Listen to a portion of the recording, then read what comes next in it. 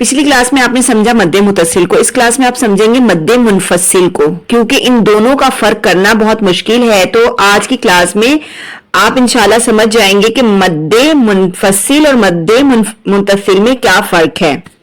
मद्दे मुनफसिल जो है वो डिटैच्ड मद है।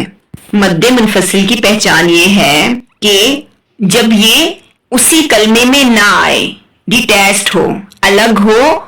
जैसे कि हमें इसकी एग्जाम्पल मिलती है सूरह कौसर में, कल कौसर।